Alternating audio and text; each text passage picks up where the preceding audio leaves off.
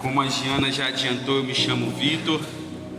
Sou casado com a Jéssica, minha esposa, que está me acompanhando aqui. Vamos fazer 14 anos de casado. Sou pai do Davi, de 9 anos, do Pedro, de 3 anos, e servo do grupo de oração Mensageiros de Cristo, lá de Anchieta, que acontece todas as quartas-feiras. Tenho 18 anos. Oi? Alguém duvidou da minha idade? 18 anos. Provavelmente vocês duvidaram da idade, não porque vocês olharam para minha aparência e imaginaram que eu tenha mais que 18. Vocês duvidaram da minha idade, vocês fizeram conta, né? 14 anos de casado, um filho de 9, é impossível ter 18 anos. Então, por isso vocês entenderam que eu não tenho 18 anos. Na verdade, 18 anos depois de Cristo. 18 anos depois que eu tive uma experiência com Jesus Cristo. 18 anos que a minha vida mudou depois de uma experiência profunda com Jesus Cristo. E aí você entende que depois de Jesus tudo muda. A história muda, a sociedade muda, porque nós vivemos num tempo que é marcado depois de Jesus, não é isso? Nós vivemos aquilo que foi antes de Cristo e depois de Cristo. Quem acredita, quem não acredita, vive nesse tempo. Quem aceita e quem não aceita, vive nesse tempo. Nós vivemos no ano 2024, depois de Cristo. Depois de Cristo, porque Cristo é um marco histórico. Depois de Cristo, as coisas mudam. E por isso que eu digo para vocês que tenho 18 anos depois de Cristo. 18 anos atrás eu fiz um seminário como vocês. E aí nesse seminário, já era o 3º ou 4º seminário que eu tinha feito, e não tinha mudado nada na minha vida. Então eu fiz mais um seminário, eu já orava em línguas. Eu saí na 7ª semana do seminário, entrei num ônibus e fui para Porto Seguro numa excursão, onde eu vivi tudo que o mundo podia me oferecer lá. Voltei de Porto Seguro, terminei o seminário e aí eu fui para uma experiência de oração. E na experiência de oração, 18 anos atrás, eu tive um encontro verdadeiro e pessoal com Deus. A partir daquele momento tudo mudou. Eu estou falando isso para você porque talvez você já está na igreja há um tempão. Talvez você já fez um monte de seminário. Você fez esse seminário desde o primeiro dia e foi fiel. Você sentiu coisas boas. Você começou a orar em línguas, mas talvez ainda não teve uma experiência profunda com Deus. Você está tendo oportunidade como eu tive. Depois de ter passado por isso tudo e não ter tido uma experiência verdadeira com Deus, na experiência de oração eu tive. E você está tendo essa oportunidade também. Quer começar aqui nesse final de semana um novo na sua vida, um depois de Cristo, para a partir de segunda-feira você falar: olha, até sexta a minha vida era uma vida antes de Cristo, ficou para trás, e a partir de agora é uma vida nova com Cristo. Porque Cristo quer transformar a sua vida. Jesus quer transformar a sua história. Essa é a missão dele. Porque nós vivemos num mundo de escuridão. Esse mundo precisa de luz. E a missão de Jesus, como ele disse em Lucas 12:49, eu vim lançar fogo sobre a terra. Esse é o tema da nossa pregação, a missão de Jesus, fogo sobre a terra. E por que Jesus fala sobre lançar fogo sobre a terra? Nós vamos precisar entender aqui então, falar um pouquinho do fogo, do elemento fogo. Assim como a história mudou, a sociedade mudou, depois que Jesus veio, também existiu uma mudança depois da descoberta do fogo. O mundo era um antes do fogo, e o mundo se tornou outro depois da descoberta do fogo. Se tiver algum professor de história aqui, eu falar alguma besteira, vocês me corrigem, tá? Então vamos lá, avaliar um pouquinho a história do fogo, a importância do fogo. O que aconteceu no mundo depois que descobriram o fogo? Então, antes do fogo existia uma limitação clara, que era a escuridão. Então o homem vivia enquanto tinha a luz do sol, mas depois, quando escurecia, o homem estava limitado. O homem não conseguia fazer mais nada porque estava escuro. Ele não conseguia enxergar, ele não conseguia saber onde ele estava pisando. Então existia uma limitação no homem antes de descobrir o fogo, que era a escuridão. Quando o fogo é descoberto, então abre-se novos horizontes para o homem. Agora o homem não precisa ficar limitado somente enquanto tem sol, mas porque o fogo consegue iluminar na escuridão, porque agora mesmo de noite ele consegue enxergar, mesmo de noite ele consegue ter atividades. As suas atividades não estão limitadas mais à luz do dia. Ele consegue caçar à noite, inclusive caçar com mais facilidade, porque as presas também estão dormindo. Então acabou ali, depois que o homem descobriu o fogo, essa limitação perante a escuridão. Outra coisa que o fogo traz de bom para o homem é a respeito da sua alimentação. Todos nós sentimos fome, certo? E quando nós sentimos fome, nós precisamos comer. E se nós não comemos, nós morremos. Então o homem do mesmo jeito, ele caçava para comer, ele comia aquilo que a natureza dava, mas nas situações e nas circunstâncias que ele tinha.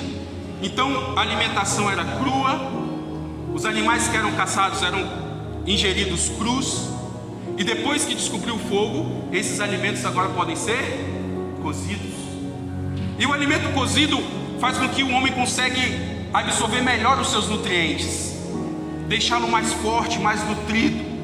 Além disso, o sabor do alimento muda. Além disso, as bactérias que existiam naquele alimento depois de cozido são mortas. Além disso, ele consegue conservar o alimento por mais tempo depois de cozido. Então, o fogo também traz uma evolução na alimentação do homem.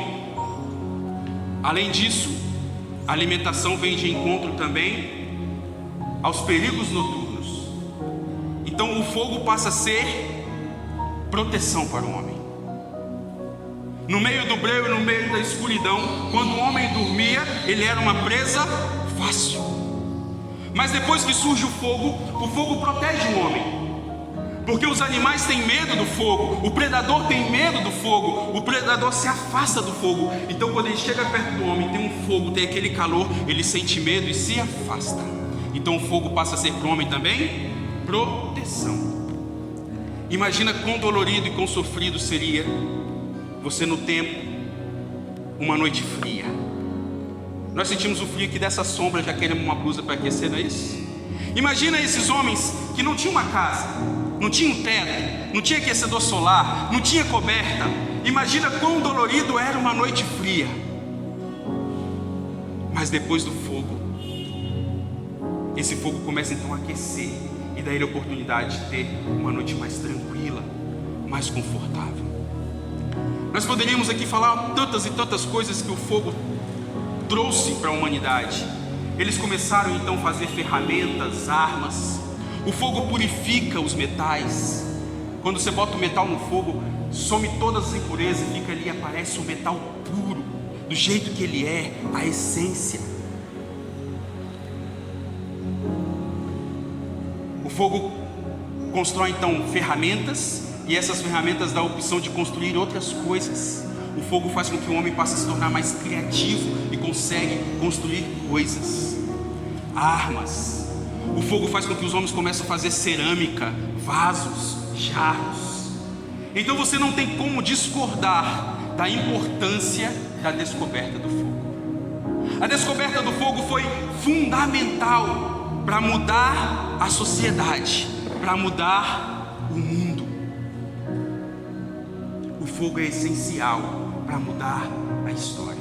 E é por isso que nós podemos trazer isso para a nossa vida espiritual, porque qual é o desejo de Jesus? Transformação. Qual é o desejo de Jesus? Mudar a história também. Então nós vamos pegar a palavra de Deus no Evangelho de São Mateus, no capítulo 3. Mateus, capítulo 3, no versículo 11.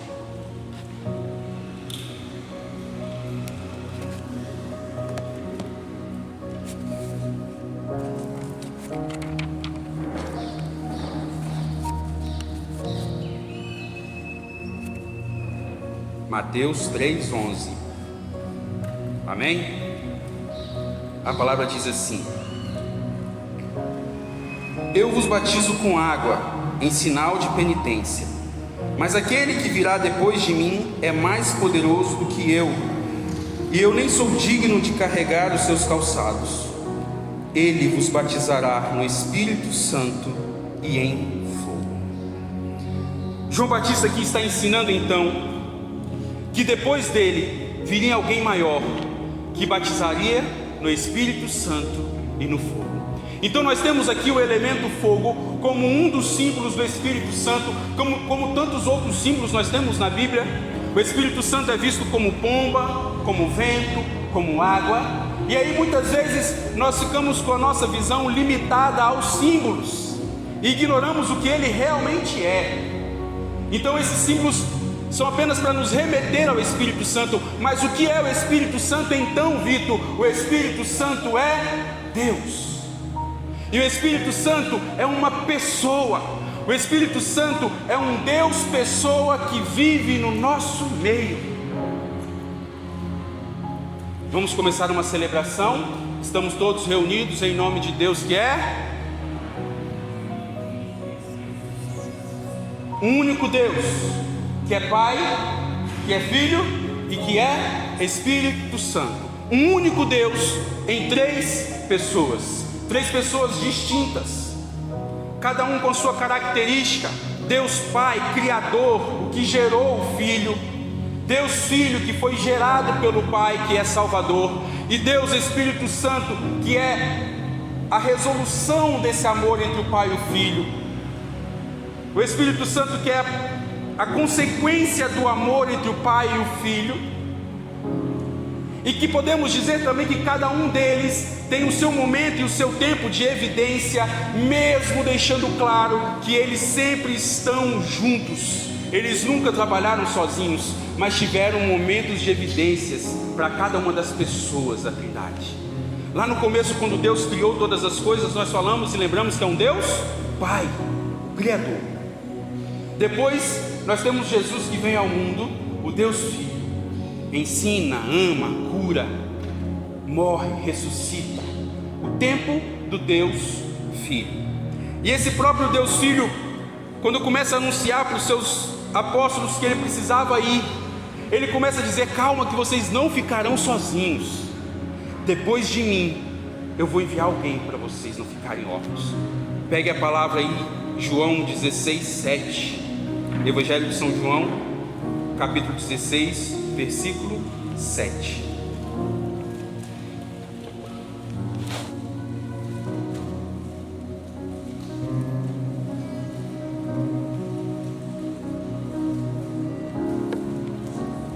Evangelho de Jesus Cristo segundo João, capítulo 16, versículo 7. Amém?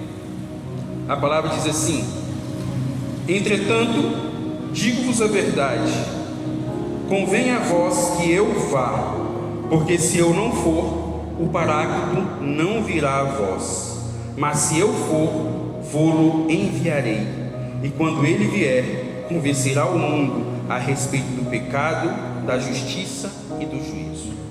Jesus está dizendo: olha, o meu tempo aqui com vocês, pessoalmente, fisicamente, está acabando. Eu preciso ir, porque se eu não for, não tem como enviar o Espírito Santo. Entende como ele estivesse dizendo: olha, o meu tempo precisa terminar para começar o tempo do Espírito, o momento do Espírito. Então nós entendemos que Deus age nesses três momentos em evidência: Pai, Filho e Espírito Santo. Nós estamos vivendo o tempo do Espírito Santo. Nós estamos vivendo o momento do Espírito Santo. E eu preciso te perguntar: nós estamos vendo o Espírito Santo? Nós estamos vendo a ação do Espírito Santo? Nós estamos vendo Deus na presença e na pessoa do Espírito Santo? Quando nós olhamos para o mundo, nós estamos vendo a ação do Espírito Santo? O mundo parece tão escuro, o mundo parece tão sombrio. Por que nós não estamos vendo o Espírito Santo? Porque esse Espírito Santo veio para habitar em mim e em você. Portanto, se esse Espírito Santo não está visível em nós, ele não estará visível no mundo. Portanto, se essa chama e esse fogo do Espírito Santo não está aceso em nós, ele não será visível ao mundo.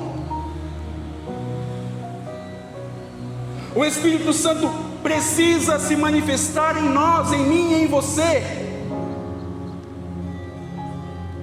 O que nós temos feito com essa chama que há em nós?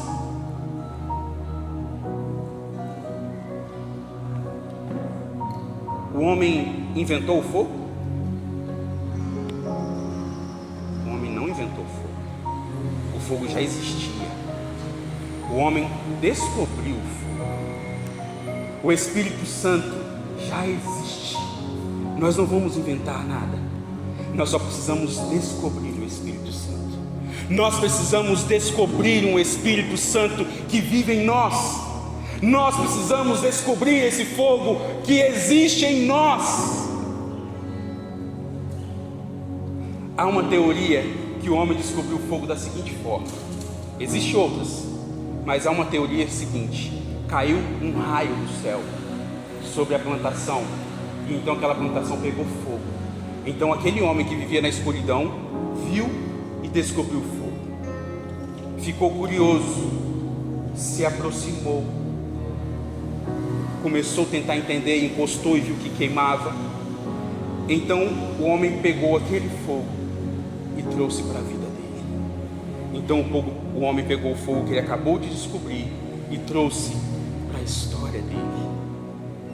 E aquele fogo transformou a história do homem, como nós falamos lá no começo. Essa experiência de oração é esse raio. Quando Jesus diz: eu vim lançar fogo sobre a terra, é esse raio que Jesus quer lançar sobre nós nesse final de semana, para que nós possamos entender e conhecer esse fogo, sentir curiosidade por ele, se aproximar e trazer ele para a nossa vida, porque quando nós trouxermos o fogo do Espírito Santo para a nossa vida também será transformada. O Espírito Santo é capaz de transformar a nossa vida muito mais do que o fogo transformou a vida do homem. Uma das coisas que o fogo fez para o homem foi o quê? Iluminar, não é isso? O Espírito Santo quer iluminar a sua vida. O Espírito Santo precisa iluminar a sua vida. Quantos caminhos você já pegou errado? Quantas escolhas erradas você já fez? Quantas vezes você tropeçou e caiu na sua vida? Quantas quedas você não tem na sua vida? Porque tem tentado caminhar no escuro.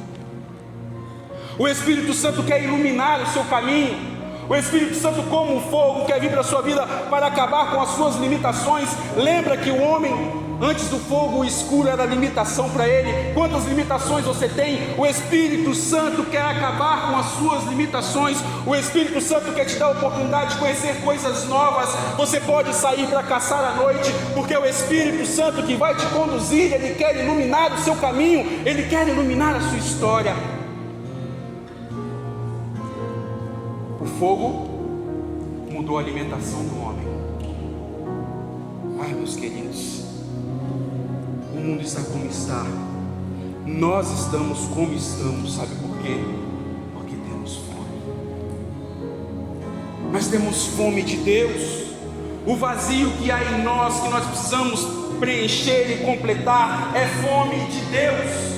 Nós temos fome de Deus, e como nós ainda não descobrimos o fogo, nós estamos comendo um monte de porcaria que esse mundo tem nos oferecendo, como se fosse responsável para nos saciar, nos preencher, nos completar e matar a nossa fome. Nós estamos buscando a nossa felicidade em tantas porcarias, um alimento que não é o alimento melhor para você. O Espírito Santo quer mostrar para você que você não precisa comer esse tipo de comida, você não precisa comer qualquer comida que te oferece, porque o Espírito Santo quer preparar uma comida perfeita e sólida, que vai te nutrir verdadeiramente, vai te deixar forte, vai acabar com a sua fome, o seu vazio que você tem buscado preencher em outros alimentos. O Espírito Santo quer te alimentar melhor. O Espírito Santo quer te nutrir melhor. O Espírito Santo quer te deixar de pé.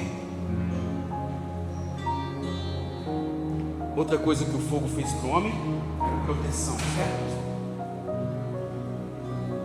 Eu queria te convidar a imaginar a cena lá, pré-história. No meio do mato, o homem vai repousar para dormir, e aí ele acende uma fogueira. Então quando vem um leão ou um bicho que poderia comer um homem, ele não se aproxima porque ele tem medo do calor, ele tem medo do fogo. Ele fica rodeando, mas ele não se aproxima porque ele tem medo do fogo. O Espírito Santo é proteção para você. Existe um predador querendo nos comer todos os dias. Existe um demônio querendo nos matar todos os dias, querendo nos derrotar todos os dias. Se nós não tivermos o fogo, nós somos presa fácil para ele. Mas com o fogo do Espírito Santo, repele o inimigo. O fogo do Espírito Santo mantém o inimigo distante. Se você estiver cheio do Espírito Santo, o demônio não vai conseguir te derrubar, não vai conseguir te comer, não vai conseguir te matar, porque ele não vai se aproximar de você, porque ele sabe que o Espírito Santo é forte, pode queimá-lo e pode matá-lo. Então, proteção contra o demônio é estar cheio do Espírito Santo. Ele não irá se aproximar, ele não vai conseguir te pegar. O Espírito Santo vai te proteger, porque vai afastar ele de você. Ele não vai embora, ele vai ficar te rodeando, ele vai ficar rodeando o fogo, ele vai ficar esperando o momento que você se afastar do fogo para ele te dar um morte. Quando nós nos afastamos do Espírito Santo, quando nós nos afastamos do fogo do Espírito Santo, somos presas fáceis, e ele estará esperando nós nos afastarmos.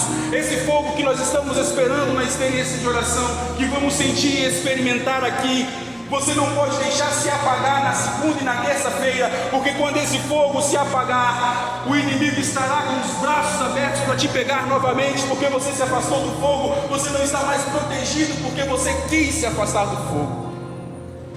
O fogo do Espírito Santo é que vai te proteger. Outra coisa que o Espírito Santo, que o fogo fez foi o quê? Aquecer para isso. Você tem sofrimento na sua vida? Tem dificuldade, tem problema, todos nós temos. Não tem como tirar a dificuldade, não tem como tirar o problema, não tem como tirar a dor, assim como não tem como tirar a noite fria. A noite fria vai existir, a dor vai existir, a dificuldade vai existir, mas há uma diferença em enfrentar o frio na noite escura, sem fogo, e a diferença de enfrentar o frio com o fogo que nos aquece, com um fogo que nos protege. Entende, querido?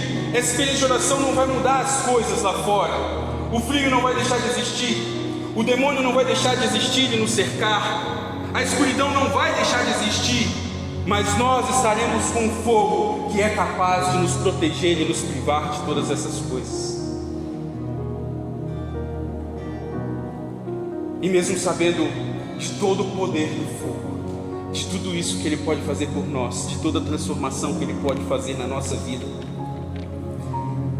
será que nós ainda queremos permanecer na escuridão? Será que nós ainda queremos continuar com a nossa vida do jeito que está?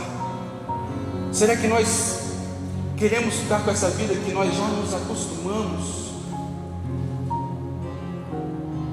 E aí você pode dizer, mas Vitor, nós estamos vivendo outros tempos, outros momentos. O fogo não é mais tão essencial como você fala aí. As coisas mudaram, o mundo evoluiu. As pessoas têm dito isso, né? O mundo evoluiu, as coisas mudaram. A igreja precisa mudar. Estão dizendo que tudo é diferente. Nós não precisamos mais do fogo, o fogo não é mais tão essencial. Sabe por quê, Vitor? Porque agora, quando eu preciso de luz, eu só aperto um botão e a luz acende. Agora, Vitor, eu não preciso mais do fogo para me aquecer, porque quando eu estou com frio, eu tenho roupa quente, eu tenho coberta quente, eu tenho uma casa aconchegante que me protege do frio. Eu não preciso mais do fogo, Vitor. O mundo mudou, as coisas mudaram. Para minha proteção, na minha casa tem grades que me protegem. Eu não preciso mais do fogo para me proteger. Nem mais para comer, as pessoas estão precisando do fogo mais, né? Fry, micro-ondas, fritadeira, panela elétrica, tudo elétrico. Não preciso do fogo nem para comer mais. Então, nós estamos entendendo que o fogo não é mais tão essencial como era outrora. O mundo tem tentado falar isso para mim e para você, que o Espírito Santo e que Deus não são essenciais à nossa vida. Nós podemos preencher os nossos outras coisas. Você não precisa mais do Espírito Santo. Você pode ser feliz com seus amigos, com suas festas, com tantas outras coisas. O mundo te oferece muitas coisas. Você não é dependente mais. Você não é dependente mais do Espírito Santo. Verdade? Você sabia que aquele botão que você aperta, que acende a luz, que liga o micro-ondas, que liga a air fryer, que liga a sua geladeira, chama-se energia, certo? Você sabe como que a energia passa? Através de um fio de cobre. Um fio de cobre que é forjado no fogo. Você precisa do fogo para ter energia elétrica. Sabe a sua casa quentinha? Os tijolos que constrói sua casa precisam do fogo para ser construído. Sabe as grades que protegem a sua casa, feitas de ferro? Elas precisam do fogo para serem mudadas. O carro que você anda precisa do fogo para fazer as peças. E aquilo que não precisa do fogo diretamente, precisa do fogo indiretamente, porque todas as coisas que são construídas hoje, elas precisam de ferramentas, e as ferramentas são feitas no fogo, forjadas no fogo.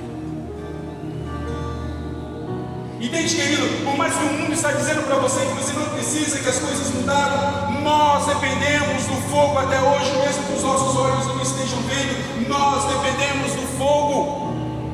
Mesmo que o mundo tenha dito que nós não precisamos do Espírito Santo, sim, nós precisamos do Espírito Santo. Sabe por quê? Porque Ele quer nos santificar, nos purificar. Outra coisa que o fogo fazia o quê? Tirar as impurezas do metal e mostrar o metal puro, o ouro puro.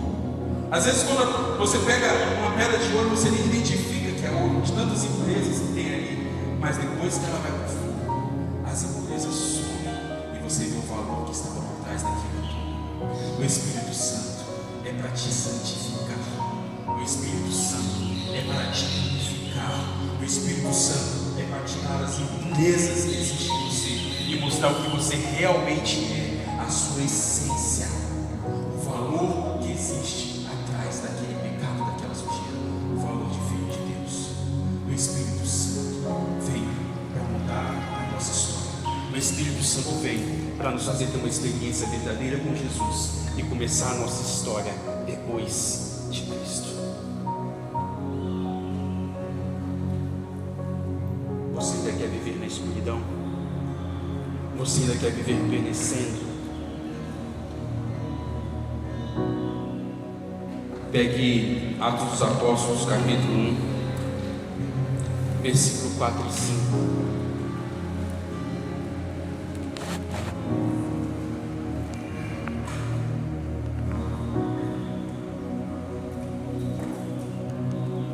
Atos dos Apóstolos, capítulo 1, versículo 4 e 5.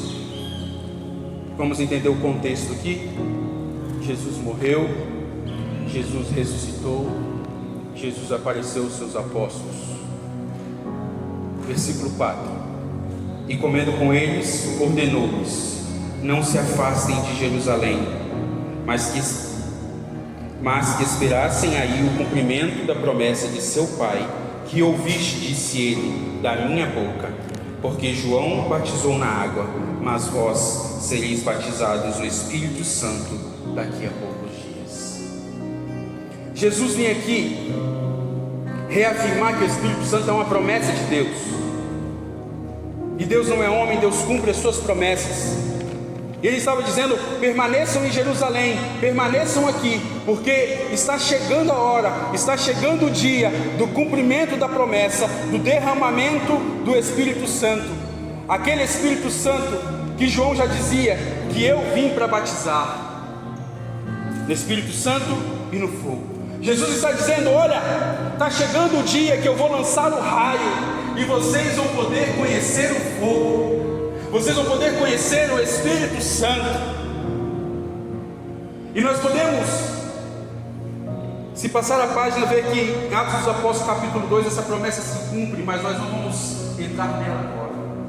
A promessa se cumpre, só para você entender que aquilo que Deus prometeu, Deus cumpre.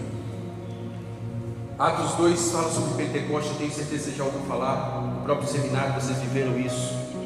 E aí acontece novamente algo histórico que marca uma era. Depois de Pentecostes, existe a igreja antes de Pentecostes e depois de Pentecostes. Esse Pentecostes, né? Porque Pentecostes é uma festa, nós vamos ver depois, mas depois desse dia do derramamento do Espírito, existe mais um marco histórico. A igreja antes desse dia e a igreja depois desse dia. Atualizando Atos 1 hoje, onde Jesus falou: permaneçam em Jerusalém. Eu quero dizer em nome de Jesus para você agora: permaneça nessa experiência de oração. Porque Jesus disse que dentro de poucos dias acontecerá o cumprimento da promessa.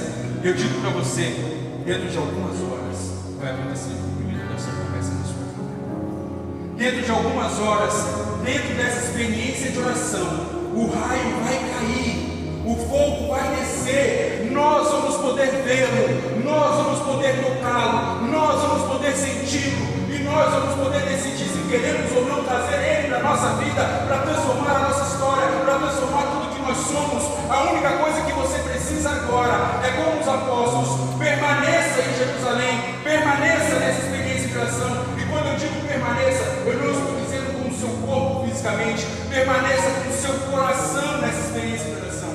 Permaneça aqui sedento para experimentar e visualizar esse fogo que vai cair sobre nós. Esse fogo vai cair sobre nós. Esse fogo pode iniciar a sua nova história, a sua vida depois de Cristo. Se você deseja de como ficar de pé. E nós vamos falar isso para o Senhor. O que nós desejamos, o que nós queremos. Feche os seus olhos. Entende como é fácil agora para você? Você está com a parte mais fácil agora. Porque você só precisa agora obedecer essa ordem. Permanecer em Jerusalém. Aqui no momento é nosso Jerusalém. E permanecer é permanecer com o coração aberto e desejoso. É um coração que está querendo transformação. É você olhar para a sua vida, é você olhar para a sua história e entender: eu preciso de transformação, a minha vida precisa de transformação, a minha história precisa de transformação. O que eu tenho vivido não tem sido bom, precisa de algo novo, precisa de um fato novo. A minha história precisa mudar, a minha vida precisa mudar. Eu não quero mais ser um cristão morno, eu não quero ser mais um cristão mais ou menos, eu não quero ser brincar com Deus. Eu quero ser de verdade, eu quero experimentar esse fogo, eu quero trazer esse fogo para a minha vida, eu quero ser purificado. As pessoas olham para mim e não identificam o meu valor. Estou cheio de impurezas, estou sujo, estou feio. Eu preciso do fogo para me purificar, eu preciso do fogo para limpar essas impurezas e me mostrar quem eu sou, a minha essência de filho amado de Deus. Eu preciso e eu desejo, Senhor, o teu fogo para me purificar, o teu fogo para me mostrar como essência de filho. Eu quero, Senhor, a transformação do teu fogo. Eu quero, Senhor, o novo do teu fogo. Eu não quero me contentar onde eu estou, eu não quero me contentar onde eu cheguei. Eu já fiz várias experiências de oração, eu já fiz vários seminários, eu já estou na igreja há muito tempo, eu já vi vários encontros, mas eu não quero me contentar, Senhor. Eu quero uma experiência nova contigo, eu quero uma experiência que transforme a minha vida e a minha história, como um fogo que transformou a história da humanidade. Eu quero o teu fogo, Senhor. Eu preciso do teu fogo, Senhor, para me acompanhar nas minhas noites frias. Eu preciso do teu fogo, Senhor. Eu preciso do teu fogo para me proteger contra o mal, contra todas as investidas do mal na minha vida. Eu preciso da proteção do teu Espírito.